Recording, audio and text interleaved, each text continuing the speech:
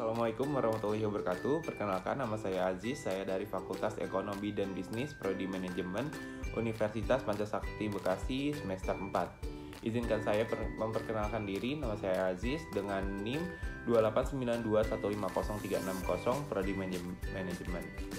Pada kesempatan kali ini, saya ingin memaparkan materi tentang manajemen sumber daya manusia dalam memenuhi nilai ujian tengah semester yang diampu oleh Bapak Lulu Abdillah Kurniawan, SEMM.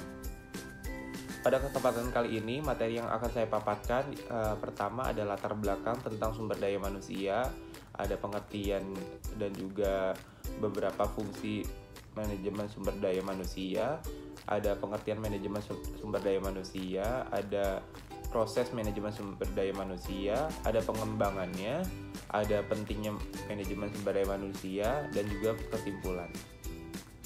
Oke, kita langsung saja memasuki materinya. Terima kasih. Yang pertama ada latar belakang. Sumber daya manusia adalah salah satu yang sangat penting, bahkan tidak dapat dilepaskan dari sebuah organisasi, baik institusi maupun perusahaan. Sumber daya manusia juga merupakan kunci yang menentukan perkembangan perusahaan. Pada hakikatnya, sumber daya manusia berupa manusia yang dipekerjakan di sebuah organisasi sebagai penggerak, pemikir, perencana untuk mencapai tujuan organisasi tersebut. Selanjutnya, pengertian sumber daya manusia. Sumber daya manusia dapat dibagi menjadi dua. Yang pertama, sumber daya manusia menurut mikro dan juga sumber daya menurut makro. Pengertian sumber daya manusia secara mikro adalah individu yang bekerja dan menjadi anggota suatu perusahaan atau institusi dan biasa disebut sebagai pegawai, buruh, karyawan, pekerja, tenaga kerja, dan lain sebagainya. Sedangkan pengertian sumber daya manusia secara makro adalah penduduk suatu negara yang sudah memasuki usia angkatan kerja, baik yang belum bekerja maupun yang sudah bekerja. Selanjutnya juga ada fungsi-fungsi dari sumber daya manusia. Yang pertama adalah perencanaan. Perencanaan merencanakan tenaga kerja yang sesuai dengan kebutuhan perusahaan agar lebih efektif dan juga efisien. Selanjutnya ada perorganisasian, yaitu pembagian karyawan kerja, hubungan kerja, delegasi wewenang, dan juga koordinasi. Yang ketiga ada pengarahan, yaitu mengarahkan semua karyawan untuk bekerja secara efektif dan efisien. Keempat ada pengendalian atau controlling, mengendalikan atau mengawasi karyawan untuk taat pada peraturan yang ada. Yang kelima ada pengadaan, yaitu proses penarikan, seleksi, orientasi, dan induksi karyawan jika diperlukan. Pengembangan, yaitu proses peningkatan keterampilan dari perusahaan bagi karyawan yang biasa disebut pelatihan. Yang selanjutnya ada kompensasi, yaitu adalah perhitungan dan pembagian balas jasa secara adil terhadap karyawan. Selanjutnya ada pengintegrasian, yaitu mempersatukan kepentingan karyawan dan juga perusahaan agar selaras dan tidak bertolak belakang. Selanjutnya ada pemeliharaan, yaitu pemeliharaan dan meningkatkan kondisi fisik, mental, dan juga loyalitas. Selanjutnya ada kedisiplinan, yaitu pendisiplinan karyawan terhadap peraturan dan juga norma sosial yang ada. Yang terakhir adalah pemberhentian dari organisasi atau dengan kata lain dengan PHK atau pemutus hubungan kerja. Selanjutnya ada pengertian sumber daya manusia. Manajemen sumber daya manusia dapat didefinisikan sebagai proses serta upaya untuk merekrut, mengembangkan, memotivasi, serta mengevaluasi keseluruhan sumber daya manusia yang diperlukan perusahaan dalam mencapai tujuannya. Menurut Daya, pada tahun 1996, manajemen sumber daya manusia diartikan sebagai suatu proses perencanaan, perorganisasian, pengarahan, dan pengawasan kegiatan-kegiatan pengadaan, pengembangan, pemberian kompensasi, perintegrasian, pemeliharaan, dan juga pelepasan agar tercapai berbagai tujuan individu, organisasi, dan juga masyarakat. Selanjutnya ada proses perencanaan sumber daya manusia. Yang pertama adalah perencanaan sumber daya manusia adalah perencanaan strategis untuk mendapatkan dan memeliharakan kualifikasi sumber daya manusia yang diperlukan bagi organisasi dan juga perusahaan. Tujuannya adalah, yang pertama adalah representasi dan refleksi dari rencana strategi perusahaan. Yang kedua ada analisa dan kualifikasi tugas yang akan diemban oleh tenaga kerja. Yang ketiga ada analisa ketersediaan tenaga kerja. Yang keempat ada melakukan tindakan inisiatif. Yang kelima ada evaluasi dan juga modifikasi tindakan. Yang kedua ada penyediaan sumber daya manusia. Penyediaan sumber daya manusia ini dilakukan melalui yang pertama ada rekrutmen. Rekrutmen adalah upaya perusahaan untuk mendapatkan tenaga kerja yang diperlukan sesuai dengan kualifikasi yang telah ditetapkan dalam perencanaan tenaga kerja. Rekrutmen terbagi menjadi rekrutmen internal dan juga rekrutmen eksternal. Yang kedua ada seleksi, yaitu upaya untuk memperoleh tenaga kerja yang memiliki syarat kualifikasi dari sekian banyak terdaftar atau calon tenaga kerja yang dimiliki oleh perusahaan dari proses rekrutmen. Seleksi juga terbagi menjadi seleksi administrasi, seleksi kualifikasi, dan juga seleksi sikap dan perilaku. Yang ketiga adalah penempatan, yaitu proses pemilihan tenaga kerja yang disesuaikan dengan kualifikasi yang disyaratkan, serta menempatkannya pada tugas dan juga yang telah ditetapkan. Selanjutnya ada pengembangan sumber daya manusia. Pengembangan sumber daya manusia merupakan langkah kelanjutan dari proses penyediaan tenaga kerja yang pada dasarnya bertujuan untuk memastikan dan juga memeliharakan tenaga kerja yang tersedia agar dapat memenuhi kualifikasi dan juga persyaratan, sehingga selaras dengan perencanaan strategi perusahaan, serta tujuan perusahaan dapat dicapai sebagaimana apa yang telah direncanakan.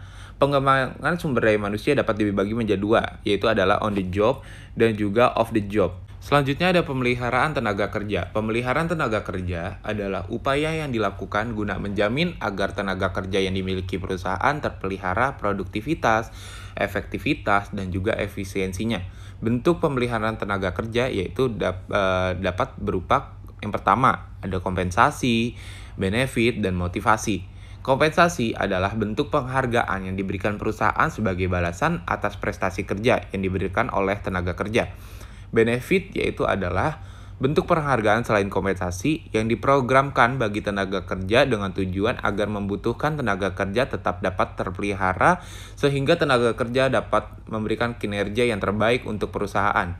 Motivasi adalah dorongan dan juga arahan perilaku melalui insentif, perhatian, dan pujian dari manajer dapat memotivasi untuk bekerja lebih giat dan juga lebih baik.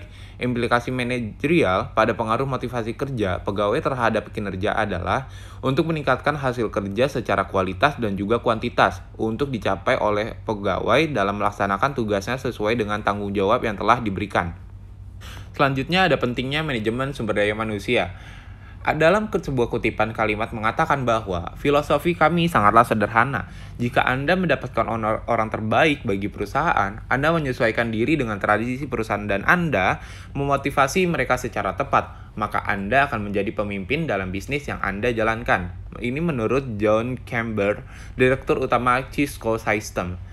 Pernyataan tersebut menunjukkan bahwa betapa peranan sumber daya manusia dalam perusahaan memiliki peran serta fungsi yang sangat penting bagi tercapainya tujuan organisasi atau perusahaan. Sumber daya manusia ini di sini mencakup keseluruhan manusia yang ada di dalam organisasi. Berikut beberapa alasan mengapa manajemen sumber daya manusia ini sangat penting. Yang pertama adalah sumber daya manusia yang berharga, yaitu adalah karyawan berkualitas tinggi akan menyediakan layanan yang maksimal. Layanan yang diberikan akan mempengaruhi kepuasan pelanggan dan mendatangkan pelanggan baru. Yang kedua adalah sumber daya manusia tidak dapat ditiru. Sumber daya manusia yang memiliki kemampuan, kompeten, dan keahlian tinggi sulit untuk ditiru. Yang ketiga ada sumber daya manusia tidak dapat digantikan. Ketika orang-orang mendapatkan pelatihan yang terbaik, memiliki motivasi tinggi dan juga mau belajar, mengembangkan kemampuan dan memberikan layanan maksimal kepada pelanggan, maka karyawan tersebut perlu dipertahankan. Beberapa alasan di atas menyiratkan bahwa sumber daya manusia memiliki potensi dan juga peranan yang sangat besar dalam sebuah perusahaan atau organisasi. Organisasi harus bisa menyadari potensi dan hendaklah mencari cara-cara dalam mempertahankan, meningkatkan, dan juga mengembangkan kualitas, karena dengan demikian tujuan dari perusahaan tersebut dapat tercapai dengan baik dan juga pengelolaan sumber daya manusia bisa menjadi sangat potensial jika dilakukan melalui praktek manajemen yang profesional dan juga sesuai kebutuhan manajemen. Yang terakhir ada kesimpulan. Manajemen sumber daya manusia dapat didefinisikan sebagai proses serta upaya untuk merekrut, mengembangkan, memotivasi, serta mengevaluasi keseluruhan sumber daya manusia yang diperlukan perusahaan dalam mencapai tujuannya. Manajemen sumber daya manusia ditempatkan di dalam fungsi perorganisasian, bukan pengarahan, dengan beberapa alasan. Salah satu esensi dari fungsi perorganisasian adalah pengalokasian keseluruhan sumber daya organisasi ke dalam suatu struktur organisasi tertentu yang telah dibentuk. Fungsi pengarahan dan juga pelaksanaan hanya dapat dijalankan jika alokasi sumber daya manusia telah dilakukan dalam fungsi perorganisasian. Yang keempat, ada kunci pokok pertama sebelum SDM diarahkan dan dimotivasi adalah ketika sumber daya manusia ditentukan dan juga ditempatkan di mana kegiatan menentukan dan juga menempatkan lebih cenderung berada di dalam fungsi perorganisasian. Yang terakhir adalah ilmu sosial, khususnya ilmu manajemen yang tidak dapat dipelajari secara akademi namun harus dapat dipelajari secara dimengerti dan dipahami serta dipelajari. Sekian presentasi dari saya, mohon maaf jika ada kekurangan. Wassalamualaikum warahmatullahi wabarakatuh.